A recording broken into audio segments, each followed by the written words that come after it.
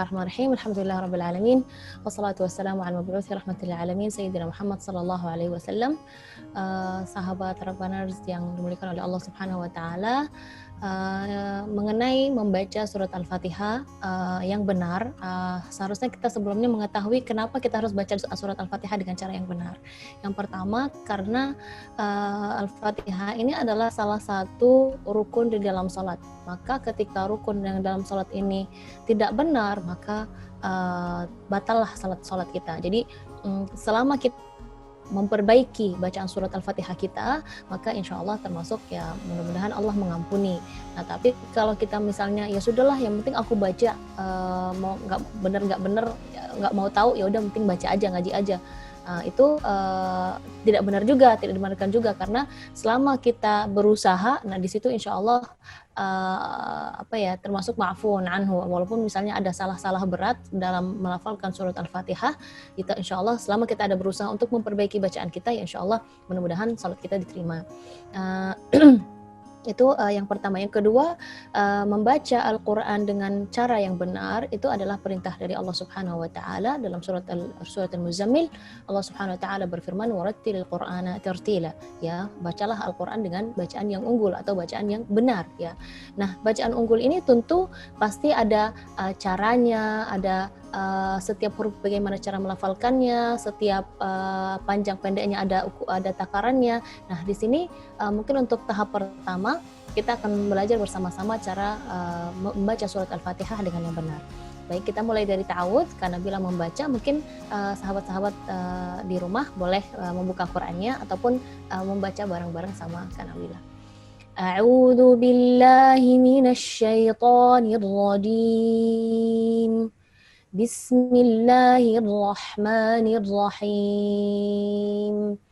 Alhamdulillahi rabbil alamin. Ar-Rahmanir-Rahim. Maliki yaumiddin. Iyyaka na'budu wa iyyaka nasta'in. Ihdinas siratal mustaqim. Siratal ladzina an'amta 'alaihim ghairil maghdubi 'alaihim waladdallin.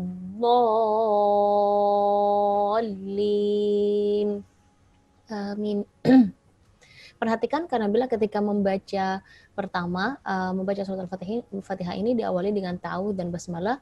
Membaca ta'awudz di awal surah atau ketika kita memulai membaca atau mengaji itu termasuk hukumnya sunnah. Jadi lebih baik ketika kita mengamalkannya, ya. Tapi kalau misalnya kita lupa ta'awudz atau tidak membacanya pun itu tidak apa-apa. Tapi kalau kita membaca ta'awudz seolah-olah kita memberi peringatan, oh aku nih lagi mau yang mendengar pun oh ini akan melantunkan ayat Al-Quran seperti itu. Jadi kita mulai dengan bacaan ta'awudz. Setelahnya kita membaca basmalah. Nah, basmalah dalam surah Al-Fatihah ini adalah termasuk salah satu ayat dalam surah Al-Fatihah. Maka wajib kita membaca Bismillahirrahmanirrahim. Nah, mungkin di sini juga akan menjadi perdebatan sholat. Ketika kita sholat, kok misalnya di Indonesia Bismillahirrahmanirrahimnya kalau dalam sholat itu suaranya kencang, atau misalnya kalau misalnya kita didengar di Masjidil Haram nggak ada imamnya nggak baca Bismillah gitu kan, langsung Alhamdulillahirabbil alamin. Nggak. Kalau memang beda-beda mazhab, ya. Kalau di Indonesia kan mayoritas mazhab Syafi'i. Kalau mazhab Syafi'i menganggap bahwa Bismillahirrahmanirrahim ini adalah ayat pertama. Maka ketika kita baca surat Al-Fatihah, bismillahnya kita diperdengarkan atau dikeraskan suaranya. Nah, kalau yang tidak membaca, bukan tidak membaca ya, dia tidak mengeraskan suaranya, itu menganggap bahwa Bismillahirrahmanirrahim ini adalah bukan ayat yang pertama. Bahkan ayat yang pertama adalah Alhamdulillahirabbil alamin. Ya, ini sedikit penjelasan singkat ya tentang fikih-fikihnya. Jadi kadang-kadang kita tuh bingung, ini sholatnya sesat ini, sholat orang gimana ini nggak ada bismillahnya gitu ya. Bukan nggak ada bismillah, baca bismillah tapi dengan suara yang kecil. Lalu kita ke Alhamdulillahirabbil alamin. Ada beberapa huruf di surat Al-Fatihah ini yang perlu diperhatikan oleh Rabbaners. Yang pertama adalah huruf ha ada di beberapa ayat, mulai dari ayat pertama ha. Ha ini keluarnya dari bagian tengah-tengah tenggorokan, beda dengan suara ha yang keluar dari bagian bawah tenggorokan. Jadi ha tipis, alhamdu, alhamdu, sama ar-rahman, ar-rahim, ya. Jadi perhatikan suara huruf ha-nya. Yang huruf kedua yang perlu diperhatikan di surah Al-Fatihah ini adalah memperhatikan huruf ain. Huruf ain yang sukun, na'budu, atau yang kasrah nasta'in, nasta'in dengan nasta'in, atau alaihim enggak alaihim, sama seperti makhraj huruf ha dari bagian tengah-tengah tenggorokan. Nanti insya Allah mungkin kita akan belajar lebih detail lagi ya Rabban Arzi ya. Mungkin di pertemuan ini secara singkat, atau huruf-huruf yang apa saja sih yang perlu diperhatikan ketika membaca surat Al-Fatihah. Selain huruf ha, huruf ain, ada juga huruf ha, ha besar.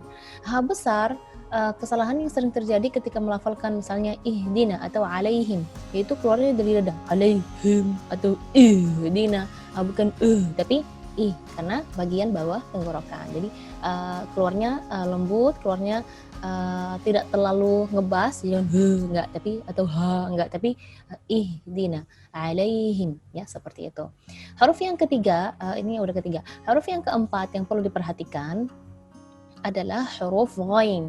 Huruf ghain, memang huruf ghain ini tidak ada dalam bahasa Indonesia, tapi kita bisa memancing huruf tersebut dengan kalau kita seperti mau kumur-kumur itu kan nah itu suaranya kurang lebih dekat sana. Jadi dari bagian paling atas bagian tenggorokan.